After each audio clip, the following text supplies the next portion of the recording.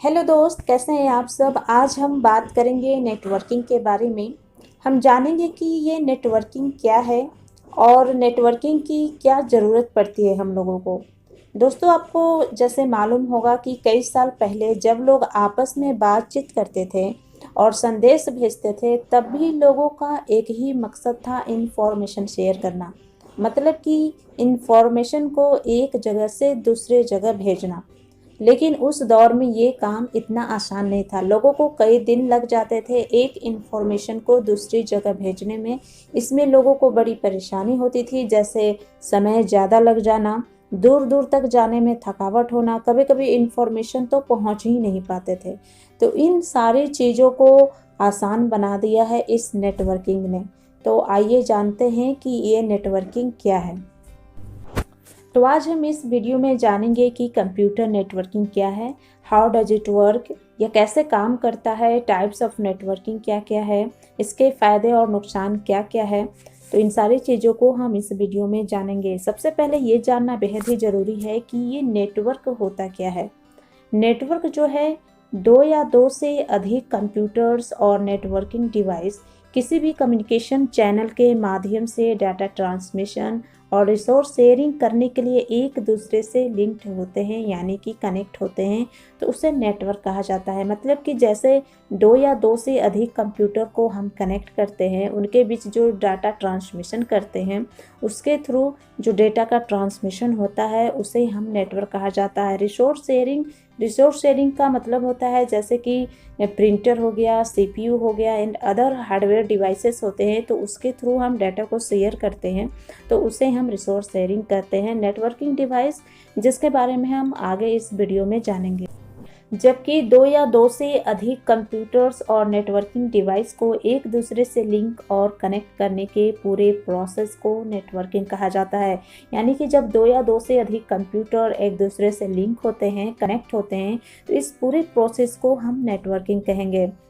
Networking जो है wire या फिर वायरलेस में जोड़ सकते हैं डाटा शेयर करने के लिए। वायर मीडियम की बात करें तो ट्विस्टेड पेयर केबल, को axial cable, fibre optics cable आते हैं। और वायरलेस मीडियम की बात करें तो रेडियो वेव, ब्लूटूथ, इंफ्रारेड और सैटेलाइट आते हैं। ट्विस्टेड पेयर केबल जो है कंप्यूटर नेटवर्किंग में उपयोग होने वाला एक ऐसा केबल होता है जिसे दो तार या वायर को आपस में ट्विस्ट कर बनाया जाता है। यानी कि इसमें जो है दो तारों को या दो वायर को आपस में मरोड़ कर बनाया जाता है। इसका यूज जो है बहुत सारे इलेक्ट्रॉनिक कंपोनेंट जैसे कि कंप्यूटर हो गया, लैपटॉप, स्कैनर, प्रिंटर, इन सारी चीज़ों में डेटा सिग्नल को ट्रांसमिट करने के लिए, यानी कि कम्युनिकेशन स्थापित करने के लिए किया जाता है। और कोएक्सियल केबल की बात करें तो कोएक्सियल केबल जो है एक तरह की ट्रांसमिशन तार होती है, एक वायर होती है जिसे सिग्नल की हाई फ्रीक्वेंसी के लिए इस्तेमाल किया जाता है। कोएक्सियल केबल एक 4 लेयर वाली मोटी तार होती है जिसे अधिकतर आपने टीवी और सेटअप बॉक्स को इंस्टॉल करते समय देखा होगा। ये केबल जो है टीवी से सेटअप बॉक्स के कनेक्शन में हेल्प करती है, जिसे लगाने से सेटअप बॉक्स के आने वाले सिग्नल की क्वालिटी बहुत अच्छी हो जाती है, जिससे आप किसी भी तरह की पिक्चर क्वालिटी में बदलाव कर देख सकते हैं।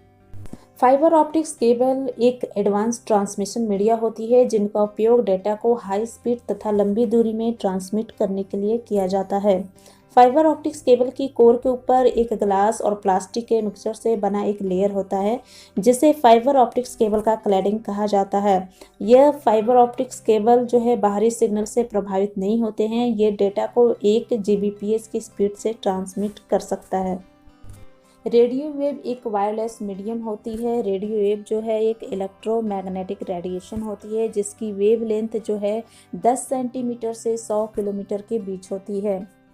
इसका यूज जो है जैसे रेडियो और टेलीविज़न का प्रसारण हो, या वायु यातायात कंट्रोल करना हो, या फिर रिमोट कंट्रोल जो टॉयज आते हैं, जो खिलौने आते हैं, उसमें भी रेडियो वेव यूज की जाती है। ब्लूटूथ, जिसके बारे में आप लोग जानते होंगे, ब्लूटूथ जो है एक शॉर्ट रेंज वायरलेस टेक्नोलॉजी होती है जिसका जो कम दूरी पर, यानी कि शॉर्ट डिस्टेंस में फिक्स्ड और मोबाइल्स के बीच डेटा को शेयर करने के लिए यूज की जाती है। सैटेलाइट जो नेटवर्किंग है ये वायरलेस होती है। सैटेलाइट नेटवर्किंग जो है, आप अक्सर जब फ़ोन चलाते हैं तो उसमें नेविगेशन यूज किया होगा, जैसे कि आपको पता चलता है कि फ़ोन आपको कौन से रास्ते दिखाता है, किस रास्ते पे आपको जाना है ये बताता है वो। चाहे आप आपको इंटरनेशनल कॉल करना हो, या फिर मौसम के बारे में जानकारी लेना हो, या दुश्मन देश पर जब नज़र रखनी हो, या घर बैठे मज़े से टीवी देखना हो, ये सारे काम जो है वो सैटेलाइट के थ्रू होती है। अब सबसे ज़रूरी बात ये जानने वाली है कि आखिर ये नेटवर्किंग की हमें ज़रूरत क्यों है, इसकी क्या आवश्यकता है। तो फर्स्ट पॉइंट ये है कि ये एक्सेसिंग रिमोट डाटाबेस करता है, यानी कि एक यूजर जो है अपने कंप्यूटर के माध्यम से नेटवर्क से जुड़े हुए कंप्यूटरों पर उपलब्ध किसी भी डेटाबेस को एक्सेस कर सकता है। रेलवे हो, रोडवेज हो, या वायुसेना के सूचना व आरक्षण संबंधी डेटाबेस को नेटवर्क की सहायता से एक्सेस किया जाता है। Second, fax. यदि हमारे कंप्यूटर में फैक्स या मॉडल अडेप्टर कार्ड इंस्टॉल हो तो हम नेटवर्क से जुड़े किसी भी कंप्यूटर पर फैक्स भेज सकते हैं। इसके लिए भेजने व प्राप्त करने वाले कंप्यूटर पर फैक्स सॉफ्टवेयर इंस्टॉल होना चाहिए। थर्ड है इलेक्ट्रॉनिक मेल। ईमेल के द्वारा कम्युनिकेशन काफ़ी आसान हो जाता है। यदि एक संस्थान के सभी कंप्यूटर नेटवर्क से जुड़े हों तो यूज़र इलेक्ट्रॉनिक मेल के माध्यम से कम्युनिकेट कर सकते हैं, और यह कम्युनिकेशन अन्य किसी भी प्रकार के कम्युनिकेशन के तुलना में सस्ता होता है। फोर्थ है ऑनलाइन सर्विसेज। कुछ निजी क्षेत्र की कंपनियां जैसे कि माइक्रोसॉफ्ट हो गई, अगर अपने ग्राहकों को नेटवर्किंग के माध्यम से तरह तरह के ऑनलाइन सेवाएं फैसिलिटी प्रोवाइड करते हैं तो इनके कस्टमर जो है एक दूसरे से कम्युनिकेट कर सकते हैं। फिफ्थ है ऑनलाइन ट्रेडिंग। ऑनलाइन ट्रेडिंग के माध्यम से कोई भी यूजर ऑनलाइन ट्रेडिंग कर सकता है, यानी कि कंप्यूटर के माध्यम से अपने घर पर बैठकर ही वो खरीद सकते हैं और बेच सकते हैं। सिक्स्थ है गेम खेलना, यानी गेम प्लेइंग। अलग अलग भौगोलिक स्थानों पर जैसे कि यूजर नेटवर्क के द्वारा मल्टी यूजर खेलों में हिस्सा ले सकते हैं, जैसे कि चेस हो गया, बहुत सारे ऐसे गेम्स होते हैं। एंड सेवन्थ है बैंकिंग। यूजर एटीएम की सहायता से देश में किसी भी स्थान से अपने बैंक खाते में लेन देन कर सकते हैं। इसी के साथ नेटवर्किंग के माध्यम से पैसे को ट्रांसफ़र करना भी आसान हो गया है। तो इसलिए हमारे लाइफ में जो है नेटवर्किंग जो है बहुत ही ज़रूरी।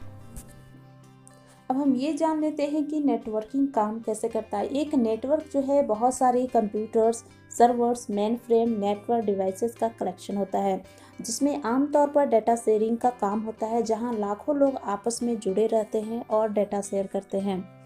नेटवर्क से जुड़े हर एक कंप्यूटर को नोड बोलते हैं। आमतौर पर डेटा शेयरिंग के साथ साथ रिसोर्स शेयरिंग जैसे इंटरनेट, प्रिंटर, फाइल सर्वर्स को हम शेयर कर सकते हैं।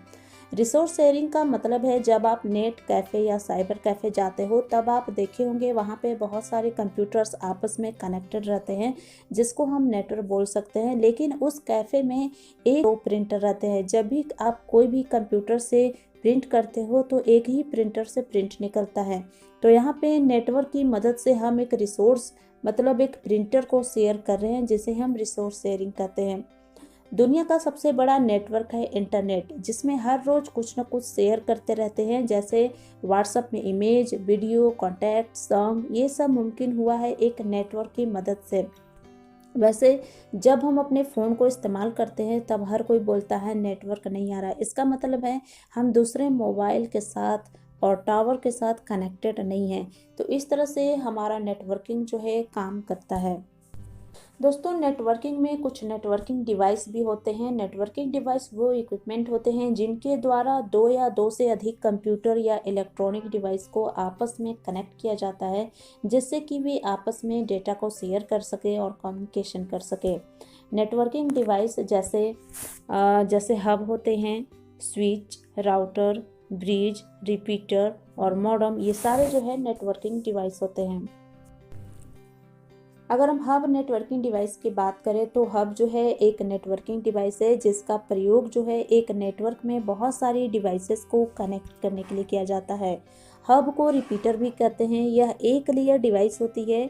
हब कम्युनिकेशन के लिए कंप्यूटर्स को आपस में जोड़ता है। हब जो है इंटेलिजेंट डिवाइस नहीं होते हैं, क्योंकि यह लॉजिकल और फिजिकल एड्रेस के आधार पर डेटा को फॉरवर्ड नहीं कर सकता। हब में बहुत सारे पोर्ट्स होते हैं। हब किसी भी एक पोर्ट से आने वाले डेटा पैकेट्स को अन्य सभी पोर्ट्स में भेज देता है और यह रिसीविंग कंप्यूटर पर डिपेंड करता है कि वह डिसाइड करे कि वह पैकेट उसके लिए है या नहीं। अगर हम स्विच नेटवर्क की बात करें तो स्विच नेटवर्किंग डिवाइस जो है नेटवर्क में डिवाइस को एक दूसरे से कनेक्ट होने में मदद करता है, जिससे कि वे डेटा का ट्रांसफ़र नेटवर्क में कर सके। ये नेटवर्क स्विचेज जो है पूरी तरह से आइडेंटिकल होते हैं नेटवर्क हब्स के समान, लेकिन एक स्विच ज़्यादा इंटेलिजेंट होती है हब की तुलना में। इंटेलिजेंस का मतलब यहाँ ये है कि नेटवर्क स्विच आए हुए पैकेट्स को पहले इंस्पेक्ट करती है, उसकी सोर्स और डेस्टिनेशन एड्रेस को डिटरमाइन करता है और फिर उस पैकेट को उसके अकॉर्डिंग सही जगह को राउट करता है। थर्ड है राउटर नेटवर्किंग डिवाइस। जैसे कि नाम से ही आपको पता चल रहा होगा कि ये डायरेक्शन से संबंधित है। दो नेटवर्क के बीच में राउट और ट्रैफिक को कंट्रोल करना ही इस डिवाइस का काम है। ये दो नेटवर्क को आपस में जो है वायर और वायरलेस मीडियम से जोड़ता है। आजकल वायरलेस राउटर का ज़्यादा इस्तेमाल होता है। ट्रैफिक पुलिस जैसे काम करता है वैसे ही ये डाटा का डायरेक्शन निर्धारित करता है। फोर्थ है ब्रिज। ब्रिज जो है जैसे राउटर दो अलग अलग नेटवर्क को कनेक्ट करता है, वैसे ही ब्रिज जो है दो सब नेटवर्क को कनेक्ट करता है जो कि एक ही नेटवर्क के होते हैं। जैसे कि आप दो कंप्यूटर लैब को और दो फ्लोर्स को ब्रिज के जरिए कनेक्ट कर सकते हैं। फिफ्थ है रिपीटर। रिपीटर जो है एक इलेक्ट्रॉनिक डिवाइस है जो कि सिग्नल स्ट्रेंथ को बढ़ाने में मदद करता है। इसको ये भी बोल सकते हैं कि यह एक ऐसा इलेक्ट्रॉनिक डिवाइस है जो सिग्नल को रिसीव करता है और उसे रीट्रांसमिट करता है। रिपीटर सिग्नल लॉस्ट होने से बचाता है। इसकी वजह से डेटा जो है बिना लॉस्ट हुए दूर दूर तक जा सकता है। जैसे मान लीजिए अगर एक कॉलेज का हॉस्टल जो है कॉलेज से काफ़ी दूर है, कॉलेज वाले चाहते हैं कि वो हॉस्टल और कॉलेज को केबल से इंटरनेट कनेक्शन देना चाहते हैं, पर दूरी ज़्यादा होने के कारण डेटा जो है सही से रिसीवर तक नहीं पहुंचता और डेटा लॉस्ट हो जाता है। तो इसके लिए हॉस्टल और कॉलेज के बीच जो केबल लगेगा उसके बीच में एक रिपीटर लगाना पड़ेगा। हर केबल्स का डेटा ट्रांसमिशन जो है डिस्टेंस में लिमिटेशन रहता है, इसलिए रिपीटर लगाने से दोनों हॉस्टल और कॉलेज के बीच जो है डाटा लॉस्ट नहीं होगा। अब बात आती है मॉडेम की। मॉडेम जो है ये हर कोई इस्तेमाल करता है। आजकल की इंटरनेट दुनिया में जब भी घर में इंटरनेट का उपयोग करते हैं तभी डाटा जो है बाहर की दुनिया से हमारे कंप्यूटर तक पहुंचता है, लेकिन हमारा कंप्यूटर जो है डिजिटल डाटा को ही समझता है। जैसे कि बाइनरी 0 और 1 ये जो है डिजिटल डाटा है और केबल्स में डेटा एनालॉग सिग्नल के फॉर्म में आता है। जैसे मॉडेम जो है दो शब्दों से बना है, मॉड्यूलेटर और डीमॉड्यूलेटर। जैसे कि आप कंप्यूटर में जो डेटा है वो डिजिटल फॉर्म में होते हैं, कंप्यूटर में जो डाटा है वो डिजिटल फॉर्म में होते हैं और इस डेटा को हमें दूसरे कंप्यूटर में भेजना है एक केबल के जरिए। तो इसके लिए हमें डिजिटल डेटा को एनालॉग डाटा में कन्वर्ट करना पड़ेगा और ये काम करता है मॉड्यूलेटर, यानी कि डिजिटल डेटा को एनालॉग डेटा में कन्वर्ट करता है मॉड्यूलेटर। और जब ये एनालॉग डेटा जो है केबल से कंप्यूटर में जाता है तो फिर इसे एनालॉग डेटा को डिजिटल में कन्वर्ट होना पड़ता है, यानी कि एनालॉग डेटा से डिजिटल डाटा में जब कन्वर्ट होता है तो ये काम करता है डीमॉड्यूलेटर, जो कि टेलीफोन लाइन में इसका यूज किया जाता है। अब हम बात करते हैं टाइप्स ऑफ नेटवर्किंग की। टाइप्स ऑफ नेटवर्किंग जो है मेनली 3 टाइप्स के होते हैं। फर्स्ट है local area network, second metropolitan area network and third है वाइड एरिया नेटवर्क। फर्स्ट जो है लोकल एरिया नेटवर्क जो है एक ऐसा नेटवर्क है जिसका प्रयोग 2 या 2 से अधिक कंप्यूटर को जोड़ने के लिए किया जाता है। लोकल एरिया नेटवर्क एक छोटे से एरिया जैसे घर, स्कूल, कॉलेज, बिल्डिंग या आदि में एक कंप्यूटर नेटवर्क बनाने के लिए इस्तेमाल होता है। लैन का इस्तेमाल एक छोटे से क्षेत्र को कवर करने के लिए किया जाता है। इसका इस्तेमाल हम एक लोकल एरिया में जितने भी नेटवर्क्स होते हैं उन्हें कनेक्ट करने के लिए करते हैं। अगर आप इस एरिया से दूर जाते हैं तब आप इसका इस्तेमाल नहीं कर पाएंगे। इस नेटवर्क में 100 से 1000 कंप्यूटर तक को कनेक्ट किया जा सकता है। लैन नेटवर्क को ऑफिस में डॉक्यूमेंट शेयरिंग और डॉक्यूमेंट प्रिंटिंग के लिए इस्तेमाल करना अच्छा रहता है। लैन नेटवर्क को बनाने के लिए ज़्यादा हार्डवेयर की ज़रूरत नहीं होती है। इस नेटवर्क को बनाना ज़्यादा मुश्किल नहीं होता है और लैन नेटवर्क का इस्तेमाल आमतौर पर फाइल्स, प्रिंटर, एप्लीकेशन, ईमेल या इंटरनेट एक्सेस जैसे काम करने के लिए किया जाता है। अगर हम लैन नेटवर्क की फीचर्स की बात करें तो यह नेटवर्क जो है एक स्कूल, रूम या एक बिल्डिंग तक ही सीमित रह सकता है। इस नेटवर्क में डाटा को भेजने और प्राप्त करने की स्पीड जो है ज़्यादा तेज होती है। इसमें डाटा जो है बाकी नेटवर्क के मुकाबले सुरक्षित रहता है और यह नेटवर्क जो है कम एरिया को कवर कर पाता है। सेकेंड है metropolitan area network. Metropolitan area network एक कंप्यूटर नेटवर्क है जो एक महानगरीय क्षेत्र के भीतर कंप्यूटरों को जोड़ता है। कोई बड़ा शहर, कई शहर या कस्बा या कई इमारतों वाला कोई भी बड़ा क्षेत्र हो, इन क्षेत्रों में मौजूद कंप्यूटरों को जोड़ने के लिए मेट्रोपॉलिटन एरिया नेटवर्क का उपयोग किया जाता है। यह नेटवर्क जो है लगभग 10 किलोमीटर से 100 किलोमीटर तक के एरिया को कवर कर सकता है। मैन नेटवर्क को बनाने के लिए बहुत सारे लैन नेटवर्क को आपस में एक दूसरे से जोड़ना होता है। यह नेटवर्क जो है बहुत सारे लैन नेटवर्क का कलेक्शन होता है। मैन नेटवर्क की मदद से हम एक शहर को इंटरनेट से जोड़ सकते हैं। एक मैन नेटवर्क को बनाने के लिए ऑप्टिक फाइबर केबल्स का इस्तेमाल किया जाता है। अगर हम इसके फीचर्स की बात करें तो इसकी डाटा ट्रांसफ़र स्पीड वैन नेटवर्क से ज़्यादा होती है। इस नेटवर्क की मदद से हम इंटरनेट से जुड़ सकते हैं और बहुत सारे लोग हाई स्पीड के साथ इंटरनेट का इस्तेमाल कर सकते हैं। मैन नेटवर्क में डाटा सिक्योर एक वैन नेटवर्क के मुकाबले ज़्यादा होती है और यह नेटवर्क जो है बहुत सारे नेटवर्क को जोड़ के बनता है, इसलिए कई सारे फास्ट लैन नेटवर्क को एक साथ जोड़ने में आसानी होती है। थर्ड है हमारा wide area network. Wide area network एक ऐसा नेटवर्क होता है जो कि एक बहुत बड़े भौगोलिक क्षेत्र जैसे कि एक शहर किसी और दूसरे शहर से या फिर एक देश किसी दूसरे शहर के साथ नेटवर्किंग का काम करता है।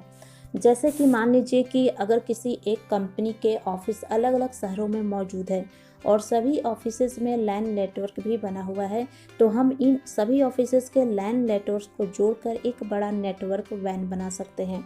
इस तरीके से हम एक शहर के ऑफिस के लैन नेटवर्क में मौजूद सारे कंप्यूटर्स को किसी दूसरे शहर के ऑफिस के लैन नेटवर्क में मौजूद सारे कंप्यूटर्स के साथ कम्युनिकेशन करा सकते हैं। जैसे कि वाइड एरिया नेटवर्क यूज की जाती है, जैसे ये हो गए इंटरनेट, यूएस डिफेंस डिपार्टमेंट में यूज होते हैं, बड़े बैंक्स में यूज होते हैं, एयरलाइन कंपनीज में, केबल कंपनीज और नेटवर्क प्रोवाइडर्स में यूज किए जाते हैं। वैन नेटवर्क को बनाने के लिए बहुत सारे लैन नेटवर्क मैन नेटवर्क को जोड़ा जाता है। वैन एक पूरे देश या पूरे विश्व में फैला होता है। इस नेटवर्क को कवरेज एरिया बाकी सभी नेटवर्क्स में सबसे ज़्यादा होती है। वैन नेटवर्क की रेंज जो है लगभग 1 लाख किलोमीटर तक की आसानी से हो सकती है। इनका प्रयोग जो है राज्यों, देश या फिर इंटरनेट को कनेक्ट करने के लिए होता है। अगर हम वैन एरिया नेटवर्क यानी कि वाइड एरिया नेटवर्क की बात करें तो वाइड एरिया नेटवर्क जो है सबसे ज़्यादा एरिया को कवर कर सकता है। यह नेटवर्क हम एक देश से दूसरे देश को जोड़ सकते हैं और यहाँ तक कि पूरे विश्व को भी जोड़ सकते हैं, जिसे इंटरनेट कहते हैं। इस नेटवर्क की मदद से हम अपने सॉफ्टवेयर रिसोर्सेज और दूसरे रिसोर्सेज को भी शेयर कर सकते हैं। इस नेटवर्क की हाई बैंडविड्थ होती है। आज के समय में हर कोई ऑनलाइन काम कर रहा है, तो वैन नेटवर्क की वजह से इंटरनेट बना हुआ है, इसलिए कोई भी एक खुद का बिजनेस ऑनलाइन कर सकता है। यह नेटवर्क जो है पूरे विश्व में फैला होता है, जिसकी मदद से हम दुनिया के किसी भी इंसान से कम्युनिकेट कर सकते हैं, जैसे व्हाट्सएप, फेसबुक आदि। साथ ही हम टेक्स्ट मैसेजेस के अलावा वीडियो चैट भी कर सकते हैं। इसके अलावा पर्सनल एरिया नेटवर्क और कैंपस एरिया नेटवर्क भी होते हैं। पर्सनल एरिया नेटवर्क जो है एक कंप्यूटर नेटवर्क है जो कंप्यूटर, टेलीफोन, टैबलेट या पर्सनल कंप्यूटर, फैक्स मशीन और प्रिंटर जैसे डिवाइसों के बीच डेटा ट्रांसमिशन के लिए उपयोग किया जाता है। पर्सनल एरिया नेटवर्क जो है एक छोटा सा नेटवर्क होता है। यह लैन नेटवर्क से भी छोटा होता है और इसमें बहुत कम डिवाइस कनेक्ट होते हैं, जैसे कि video games, telephone, smart watches, smartphone और कुछ पर्सनल डिवाइसेस से जुड़े होते हैं। कैंपस एरिया नेटवर्क की बात करें तो ये एक ऐसा नेटवर्क होता है जो कि कवर करता है एक एजुकेशनल और कॉरपोरेट कैंपस को, जैसे कि एलिमेंट्री स्कूल्स हो गए, यूनिवर्सिटी कैंपसेस और कॉरपोरेट बिल्डिंग्स। एक कैंपस एरिया नेटवर्क बड़ा होता है लैन एरिया नेटवर्क की तुलना में, क्योंकि ये मल्टीपल बिल्डिंग्स को कवर करता है एक एरिया के अंतर्गत। तो दोस्तों, हम नेटवर्किंग के फ़ायदे और नुकसान के बारे में भी जान लेते हैं। इसके फ़ायदे क्या क्या हैं। जैसे फर्स्ट है हमारा फास्टर कम्युनिकेशन। नेटवर्किंग को जनरली कम्युनिकेशन और डाटा एक्सचेंज करने के लिए बनाया गया है। कंप्यूटर नेटवर्क के द्वारा हम रियल टाइम में किसी के पास भी मैसेज कर सकते हैं और वो भी हमें तुरंत मैसेज कर रिप्लाई कर सकता है। सेकेंड है इंक्रीज स्टोरेज कैपेसिटी। जब आप नेटवर्क के द्वारा कंप्यूटर्स को कनेक्ट करेंगे तो आपको सभी कंप्यूटर्स में एक ही डाटा स्टोर रखने की ज़रूरत नहीं पड़ेगी। इससे आपका स्टोरेज स्पेस बचेगा जिसमें आप दूसरा इंफॉर्मेशन स्टोर करके रख सकते हैं। थर्ड है इन एक्सपेंसिव कॉस्ट, यानी कि इस सस्ता लागत। जब आप नेटवर्किंग सिस्टम इंस्टॉल करेंगे तो आप एक ही रिसोर्स को सभी कनेक्टेड कंप्यूटर्स के साथ उपयोग कर सकते हैं। इससे आपके पैसे की बचत होगी। फोर्थ है हमारा easily file sharing. Networking system install करने से आप एक ही फाइल को सभी कनेक्टेड डिवाइस में इस्तेमाल कर सकते हैं। इसके लिए आपको कोई अलग से स्टोरेज स्पेस नहीं चाहिए। एंड लास्ट है रिसोर्स शेयरिंग। आप नेटवर्किंग सिस्टम के माध्यम से एक रिसोर्स जैसे कि printer, CPU and other hardware devices को बहुत सारे डिवाइसेस के साथ इस्तेमाल कर सकते हैं। नेटवर्किंग सिस्टम के द्वारा आपका एक ही रिसोर्स सभी डिवाइसेस के साथ शेयर कर सकता है। अगर हम इसके डिसएडवांटेजेस की बात करें तो फर्स्ट है सिक्योरिटी इशू। जब आपके नेटवर्क में बहुत सारे लोग ऐड होंगे तो उनमें से कोई एक आपको नुकसान पहुंचाना चाहेगा या फिर कोई बाहरी आदमी आपको नुकसान पहुंचाना चाहेगा। जब लोग एक दूसरे के बीच रिसोर्स और फाइल शेयर करेंगे तो कोई इलीगल पर्सन नुकसान पहुंचाने की कोशिश जरूर करेगा। सेकेंड है इट लैक्स रोबस्टनेस, यानी कि इसमें मजबूती नहीं है। जब कभी भी मेन सर्वर ब्रेक डाउन हो जाएगा, मतलब कि खराब हो जाएगा, तो उससे कनेक्टेड सारे सिस्टम यूजलेस हो जाएंगे, मतलब कि बिना काम के हो जाएंगे। फिर उन सभी सिस्टम से कोई काम नहीं हो पाएगा। थर्ड है इट रिक्वायर्स एक्सपेंसिव सेटअप। जब आप कंप्यूटर नेटवर्क इंस्टॉल करेंगे तो आपको थोड़ा ज़्यादा कॉस्ट लगेगा, क्योंकि नेटवर्किंग करने के लिए आपको कुछ नेटवर्क डिवाइस है जैसे कि स्विच, हब, राउटर की आवश्यकता पड़ेगी, जो कि कॉस्ट को ज़्यादा करेगा, मतलब कि इसके कारण ज़्यादा कॉस्ट लगेगा। तो आपने अभी जाना कि कंप्यूटर नेटवर्किंग बहुत ही फास्ट और सक्सेसफुल वे है डाटा ट्रांसफ़र करने के लिए। यह लोगों का काम बहुत ही आसान कर दिया है, मतलब कि इसके द्वारा हम सेकंड्स में इंफॉर्मेशन को एक जगह से दूसरे जगह पर भेज सकते हैं। दोस्तों, मैंने इस वीडियो में आपको बताया कि कंप्यूटर नेटवर्किंग क्या होता है। इसके अलावा मैंने कुछ कंप्यूटर नेटवर्किंग डिवाइस के बारे में बताया है, यह कितने तरह के होते हैं और इसके फ़ायदे और नुकसान क्या क्या है, यह सारी चीज़ें मैंने आपको इस वीडियो में बताया है। तो मुझे उम्मीद है कि यह वीडियो आपको काफ़ी पसंद आया होगा और इस वीडियो को अपने दोस्तों के साथ ज़रूर शेयर करें और साथ ही साथ मेरे इस चैनल को सब्सक्राइब ज़रूर करें, ताकि मेरे सभी नए वीडियो आप तक तुरंत पहुंच सके। तो आपको यह कैसे लगी वीडियो हमें कमेंट करके ज़रूर बताएं।